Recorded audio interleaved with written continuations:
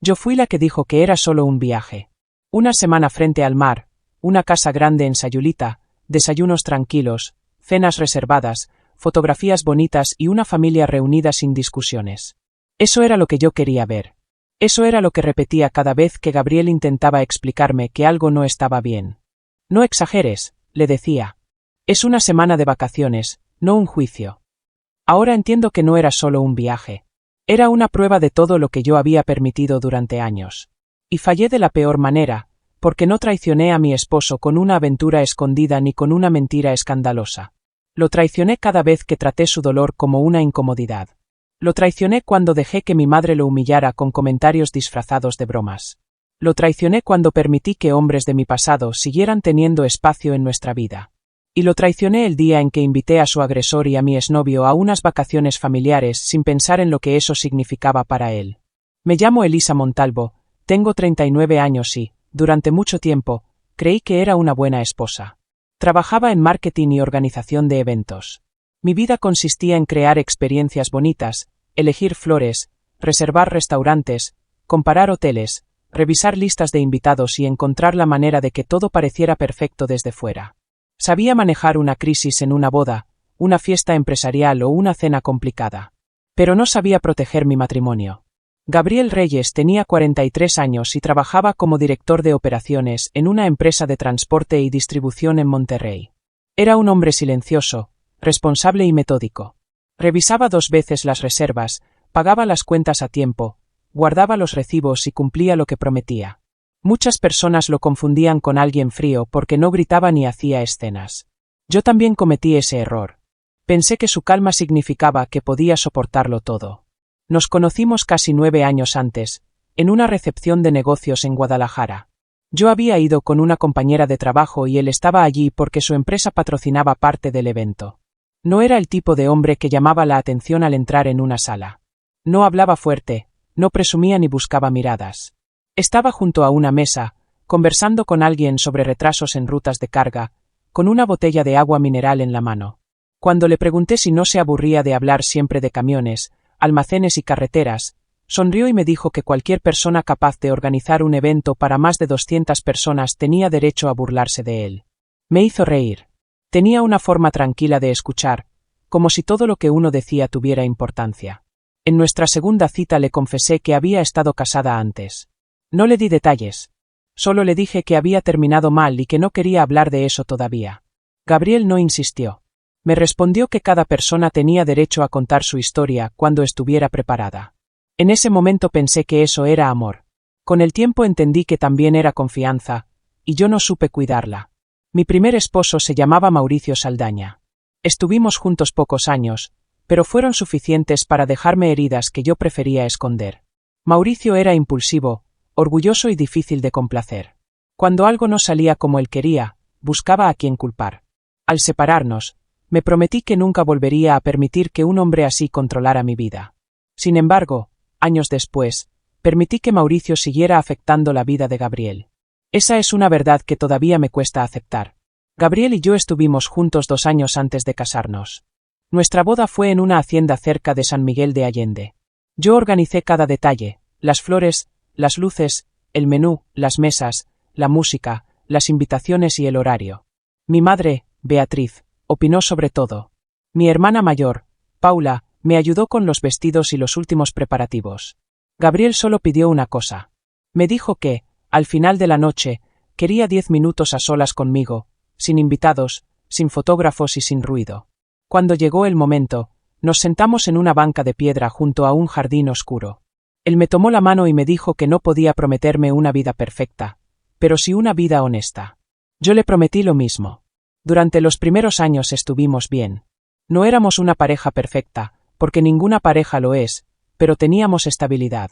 Había días pesados, preocupaciones económicas, discusiones pequeñas por el trabajo y cansancio acumulado. También había cenas sencillas en casa, viajes cortos, domingos viendo películas y una sensación real de estar construyendo algo juntos. Gabriel cumplía con su palabra. Cuando decía que haría algo, lo hacía. Cuando yo tenía problemas, él estaba allí. Cuando mi padre enfermó, Gabriel me acompañó a cada cita médica importante. Cuando perdí un cliente grande en el trabajo, me ayudó a organizar mis gastos. Cuando mi madre necesitó una operación, él coordinó traslados al hospital, habló con médicos y resolvió cosas que ni siquiera le correspondían. Mi madre nunca se lo agradeció de verdad. Ese fue el problema. Mi madre jamás aceptó a Gabriel por completo. Nunca era grosera de manera evidente, porque Beatriz sabía cómo lastimar sin levantar la voz. Decía frases como, Gabriel es muy serio, ¿verdad? O bueno, por lo menos es un hombre estable. Lo decía como si ser estable fuera una cualidad menor, una especie de premio de consolación. Ella hablaba de Iván Carrillo, mi exnovio de juventud, como si fuera el gran amor que yo había abandonado por equivocación. Iván y yo habíamos estado juntos 3 años cuando éramos más jóvenes. Fue mi primer amor serio. Era divertido, carismático, encantador y sabía hacer sentir importante a cualquiera. También era inmaduro, egoísta y desapareció en cuanto la relación exigió responsabilidad. Pero mi madre solo recordaba su versión brillante. En reuniones familiares decía cosas como, Iván siempre fue muy atento, o ese muchacho tenía un futuro enorme. Gabriel solía quedarse callado. A veces cambiaba de tema. A veces seguía comiendo como si no hubiera escuchado nada.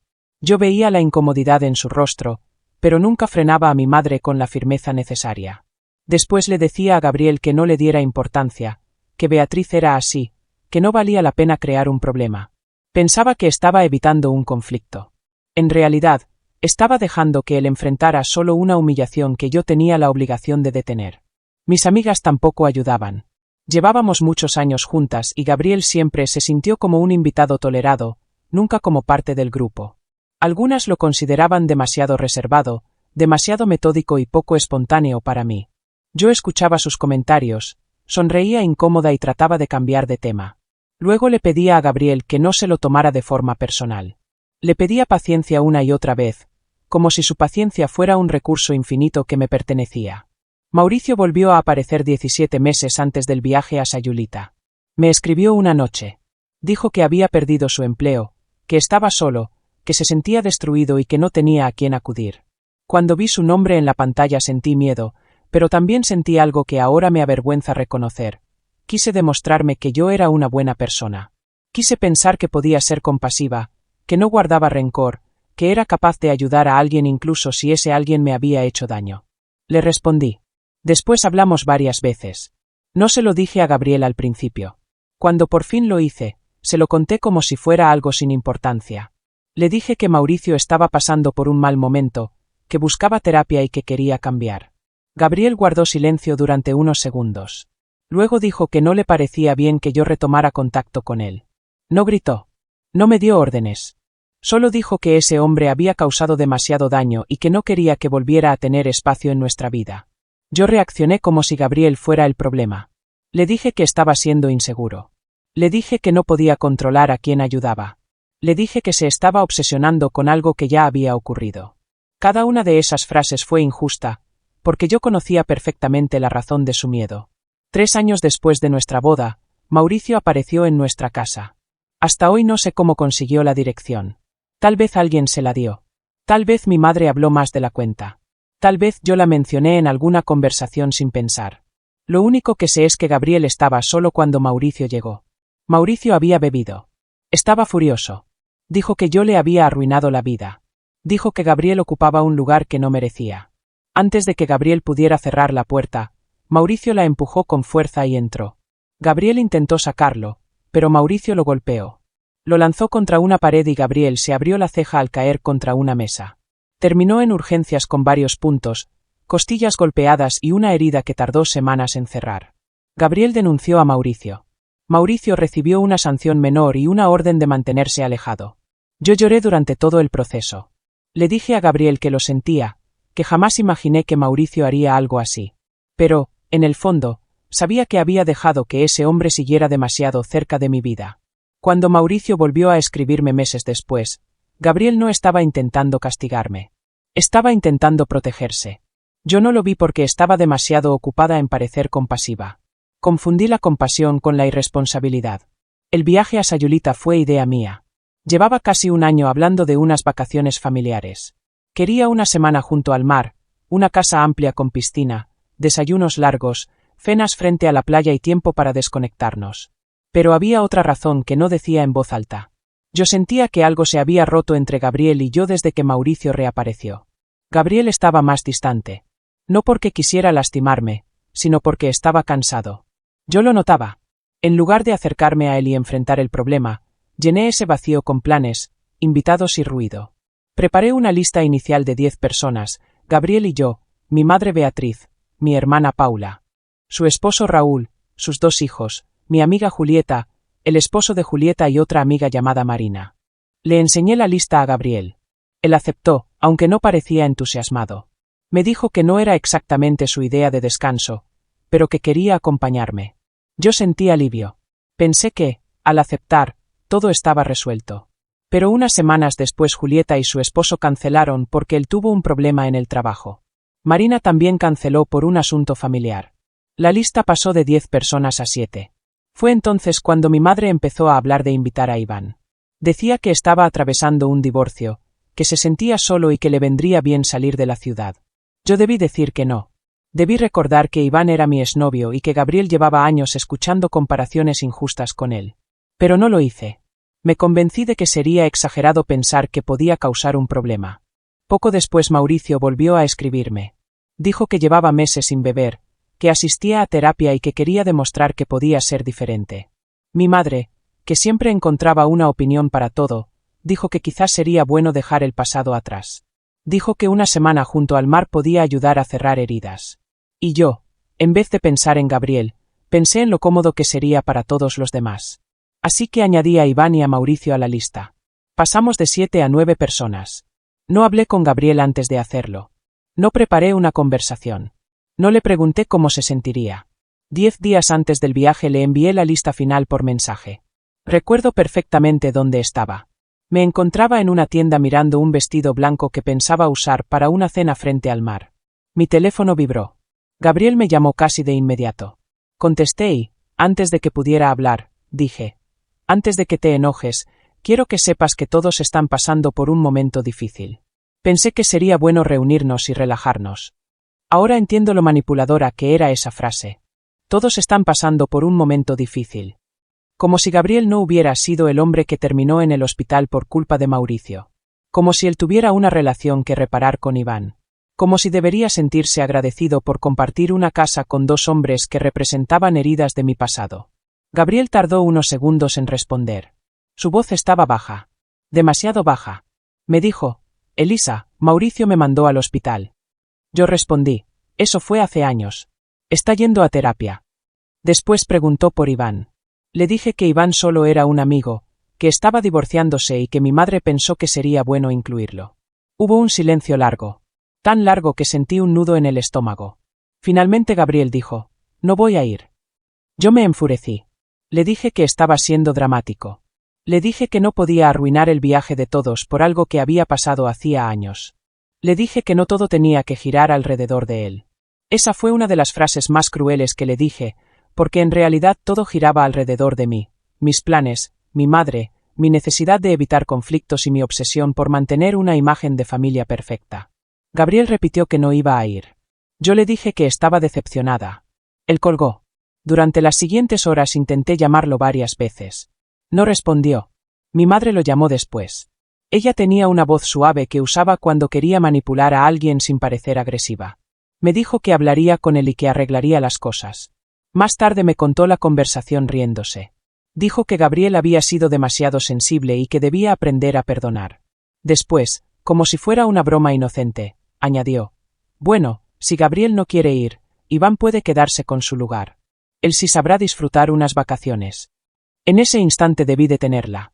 Debí decirle que no hablara así de mi esposo. Debí pedirle que se disculpara. Pero me quedé callada.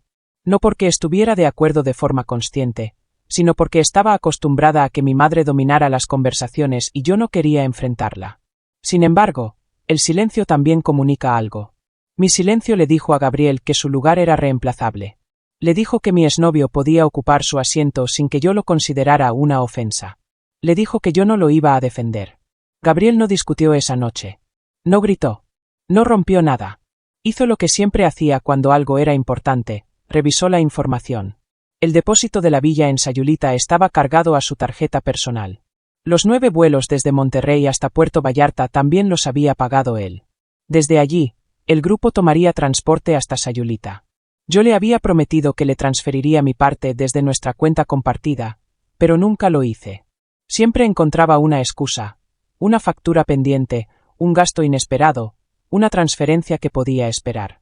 Gabriel había pagado casi todo porque confiaba en mí y porque asumía que era nuestra vida en común. Esa noche, mientras yo estaba convencida de que él solo estaba molesto y que al día siguiente se le pasaría, Gabriel abrió su computadora. Revisó las condiciones de cancelación. Revisó los vuelos. Revisó las reservas. Después llamó a una abogada llamada Renata Suárez. Tiempo antes, sin que yo lo supiera, Gabriel ya había hablado con ella porque nuestro matrimonio llevaba meses deteriorándose. No me lo había ocultado para engañarme. Probablemente ya sabía que cada vez que intentaba explicarme su dolor, yo encontraba una forma de hacerlo parecer exagerado. Renata le explicó que cancelar la casa implicaría perder parte del depósito, pero que el resto sería reembolsado. Los boletos podían anularse y el dinero volvería a la tarjeta. Gabriel no dudó. Canceló la villa. Canceló los 9 vuelos. Luego reservó un boleto para Bogotá. Un viejo compañero de universidad llamado Samuel vivía allí desde hacía años y le había insistido muchas veces en que fuera a visitarlo. Gabriel preparó una maleta grande, no una mochila para pasar una noche fuera. Guardó ropa para una semana, su computadora, documentos importantes y un libro que llevaba meses sin abrir. Después se fue a dormir. Yo no sabía nada. A la mañana siguiente me despertó el sonido de mi teléfono. Eran las 7:17. Vi varias notificaciones de la aerolínea. Al principio pensé que era un cambio de horario. Después leí la palabra cancelado. Abrí el correo. Había otro mensaje sobre la villa. Reserva anulada. Reembolso en proceso. Sentí que se me helaba el cuerpo. Bajé las escaleras corriendo. Gabriel estaba en la cocina preparando café. Estaba vestido, tranquilo, con una maleta junto a la puerta. Le pregunté qué había hecho. Él me miró y dijo: cancelé la casa y los vuelos. No levantó la voz. No parecía orgulloso ni furioso. Parecía agotado. Yo le dije que no podía hacer eso, que había personas que ya habían pedido días libres, que mi madre estaba emocionada y que Paula había organizado todo con sus hijos. Gabriel respondió: yo pagué por todo, Elisa. Y ustedes habían decidido que mis límites no importaban. Intenté decirle que era una reacción exagerada. Él dejó la taza sobre la mesa y me miró como si por fin estuviera viendo algo que había tratado de ignorar durante años. Me dijo: no es una reacción por un viaje. Es una reacción porque entendí que, en tu familia, mi lugar es reemplazable. Mi madre llamó mientras discutíamos. Yo respondí sin pensar y puse el altavoz. Beatriz estaba furiosa. Exigía explicaciones. Decía que Gabriel no tenía derecho a cancelar unos planes familiares. Gabriel respondió que había pagado la casa y todos los boletos. Mi madre dijo que el dinero no era el punto. Gabriel contestó que el punto era que habían invitado a un hombre que lo agredió y a otro que todos trataban como una alternativa a él. Mi madre respondió que lo de Iván había sido una broma. Gabriel dijo: una broma deja de ser broma cuando revela lo que alguien piensa de verdad. Hubo un silencio. Después mi madre dijo algo que todavía me avergüenza recordar.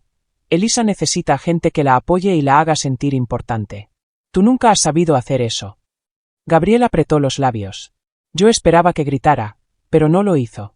Solo dijo: he intentado hacer que Elisa sea mi prioridad durante años. Lo que descubrí ayer es que yo nunca fui una prioridad para ella. Luego terminó la llamada. Después tomó su teléfono y llamó a Renata. Yo estaba a pocos pasos, paralizada. Él dijo: adelante con la separación. Esa frase cambió todo. En menos de un día, mi viaje perfecto había desaparecido. La villa se había cancelado. Los vuelos ya no existían. Mi madre estaba furiosa. Paula no entendía lo que ocurría. Mis amigas me enviaban mensajes preguntando qué había pasado. Mauricio dejó de responder. Iván dijo que no quería meterse en problemas, como si no hubiera formado parte de ellos desde el principio. Gabriel estaba a punto de irse a otro país y yo seguía intentando convencerme de que él había destruido todo por orgullo. Durante las primeras horas lloré de rabia. Me sentí castigada y abandonada. Me repetía que Gabriel había arruinado un viaje familiar por no saber perdonar. Pero cuando Paula me llamó, mi versión empezó a romperse. Paula fue la única que no gritó. Me preguntó si yo sabía que Mauricio iba a asistir. Le dije que sí. Me preguntó si Gabriel lo sabía. También le dije que sí. Entonces guardó silencio y respondió: Elisa, Mauricio golpeó a Gabriel. No fue una discusión incómoda. No fue una pelea cualquiera.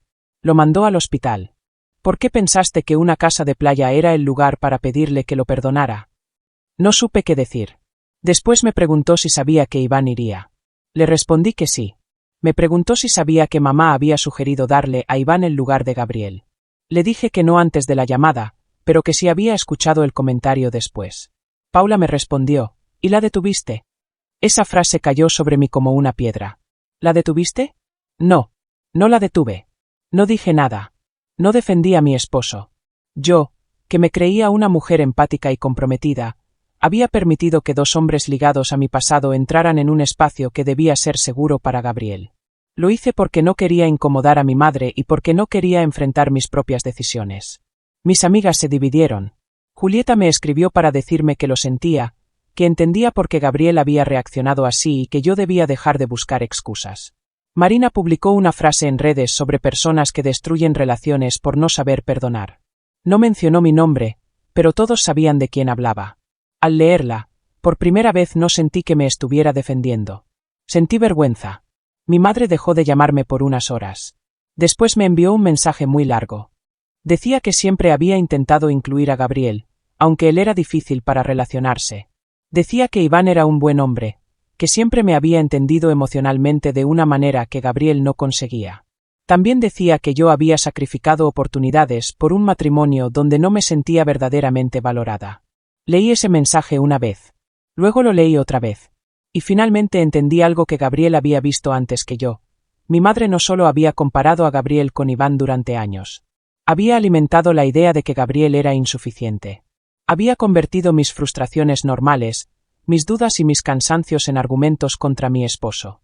Y yo lo había permitido porque era más fácil escuchar a mi madre que reconocer que mi matrimonio necesitaba honestidad, límites y trabajo. Gabriel llegó a Bogotá esa misma tarde. Samuel fue a buscarlo al aeropuerto. Yo lo imaginaba caminando por una ciudad enorme, con su maleta en la mano, y por primera vez pensé que quizás se sentía aliviado de estar lejos de mí. No me llamó al aterrizar. No me escribió. Yo llamé 3 veces. No respondió. A la cuarta llamada, ya de noche, contestó. Su voz estaba distinta. Más tranquila, pero también más distante. Le pedí que regresara. Le dije que podíamos hablar. Él respondió que hablaríamos, pero no esa noche. Yo insistí. Le dije que no quería perderlo. Entonces me preguntó: ¿quieres saber por qué me fui? Le dije que sí. Me respondió: porque llevo demasiado tiempo tratando de convencerte de que mis límites importan. Ayer entendí que, para ti, todo lo que me duele es negociable si otra persona quiere algo. No pude defenderme. Le dije que había cometido un error. Él respondió: no fue un solo error. Fue una cadena de decisiones. Esa noche lloré hasta quedarme dormida. No lloré porque hubiera cancelado unas vacaciones. No lloré porque hubiera llamado a una abogada. Lloré porque empecé a comprender que el hombre al que yo había acusado de ser frío era, en realidad, el único que había intentado sostener nuestra relación con seriedad. Gabriel pasó varios días en Bogotá. Samuel lo llevó a caminar, a conocer barrios antiguos, a comer en restaurantes pequeños y a estar en un lugar donde no tenía que explicar por qué una agresión le seguía doliendo años después. Yo sabía que estaba bien porque Paula hablaba con Samuel de vez en cuando. No porque Gabriel quisiera que yo supiera, sino porque mi hermana quería asegurarse de que él estuviera bien. Esa fue otra herida que tuve que aceptar. Mi propia hermana estaba más preocupada por mi esposo de lo que yo había estado durante demasiado tiempo. Al tercer día, Gabriel respondió una llamada mía. Yo estaba sentada en nuestra habitación, rodeada de maletas que nunca usaríamos, ropa de playa, bloqueadores solares y una lista de restaurantes que había preparado con entusiasmo absurdo. Le dije que lo sentía. Esta vez no añadí explicaciones. No hablé de mi madre. No dije que Mauricio estaba cambiando. No insistí en que Iván no significaba nada. Solo le dije que lo sentía. Gabriel me preguntó si de verdad comprendía por qué estaba herido. Le dije que sí. Me preguntó: ¿entiendes que no se trata solo de Mauricio? Le respondí que sí. Entonces dijo: dime qué hiciste. Respiré hondo y le dije la verdad. Le confesé que invité a Iván porque una parte de mí disfrutaba sentir que todavía importaba para alguien que había sido importante en mi pasado. Le dije que dejé que mi madre hablara de él porque me resultaba cómodo no confrontarla. Le dije que invité a Mauricio porque quería verme a mí misma como una persona capaz de perdonar, aunque ese perdón no me correspondía pedirlo. Le dije que, cuando Gabriel se negó a ir, me molesté porque no quería que destruyera la imagen de familia unida que yo trataba de construir. Hubo un silencio largo. Después Gabriel respondió: «Eso es lo que necesitaba escuchar desde el principio». Le pregunté si me perdonaría. Él dijo que perdonar no era lo mismo que seguir casado. Me explicó que estaba cansado de ser la persona a la que todos le pedían comprensión mientras los demás hacían lo que querían. Me preguntó si yo sabía que mi madre iba a ofrecerle su lugar a Iván. Le dije que no exactamente. Después me preguntó si la había detenido cuando lo dijo. No respondí. Y mi silencio fue suficiente. Gabriel no gritó. Solo dijo: «Eso me dijo todo lo que necesitaba saber». Una semana después regresó a México, pero no volvió a nuestra casa. Rentó un departamento amueblado cerca del centro de Monterrey. Renata le recomendó mantener distancia mientras avanzaba el proceso de separación. Yo seguí viviendo en nuestra casa, rodeada de objetos que de pronto parecían pertenecerle más a él que a mí. La cafetera que había elegido. Las plantas que él regaba. El escritorio donde ordenaba las cuentas. Los recibos guardados en carpetas. Sus zapatos junto a la puerta ya no estaban. Sus camisas no estaban. Sus rutinas no estaban. Descubrí que una casa puede sentirse vacía incluso cuando una persona sigue dentro. Las primeras semanas fueron difíciles. Mi madre intentó convencerme de que Gabriel me estaba manipulando. Decía que cancelar el viaje había sido una venganza infantil. Pero ya no podía escucharla de la misma manera. Porque sí, Gabriel se había vengado, pero no con violencia, humillaciones ni mentiras. Se vengó dejando de financiar una vida en la que no era respetado. Se vengó protegiendo su dinero, su tiempo, su dignidad y su paz. Se vengó tomando las decisiones que yo nunca creí que se atrevería a tomar. Y lo peor era que yo no podía decir que no tenía derecho. Gabriel no canceló una luna de miel ni unas vacaciones creadas para nosotros dos. Canceló un plan que yo había convertido en una celebración construida sobre su incomodidad. Detuvo una semana que iba a obligarlo a convivir con el hombre que lo agredió y con el exnovio que mi madre usaba para compararlo. Empecé terapia 2 semanas después. Al principio fui porque Paula insistió. Luego continué porque comprendí que no quería pasar el resto de mi vida repitiendo las mismas excusas. Hablé de mi madre, de Mauricio, de Iván y de mi necesidad de complacer a todos. Hablé de cómo había confundido evitar conflictos con ser buena persona. Hablé de Gabriel y de cada vez que él intentó explicarme que algo le dolía y yo respondí que estaba exagerando. Mi terapeuta me preguntó una vez por qué me costaba tanto poner límites a mi madre. No tuve una respuesta inmediata. Más adelante entendí que había pasado toda mi vida buscando su aprobación. Desde niña, Beatriz decidía que era elegante, que era correcto, que hombre era suficiente para mí, que amistades debía conservar y que decisiones se veían mejor desde fuera. Yo me acostumbré a seguir sus indicaciones para no perder su cariño. Pero al hacerlo, la dejé invadir mi matrimonio. Dejé que hablara de Gabriel como si fuera un candidato en una entrevista y no el hombre que compartía mi vida. Mauricio dejó de escribirme. Nunca volvió a aparecer. Iván también desapareció. Cuando el viaje se canceló, mandó un mensaje corto diciendo que no quería ser causa de problemas. Ni siquiera tuvo el valor de llamarme. Durante años mi madre había hablado de él como si fuera una oportunidad maravillosa que yo había dejado escapar. Pero cuando todo se volvió incómodo, Iván se apartó sin mirar atrás. Gabriel, en cambio, había estado presente durante casi 9 años.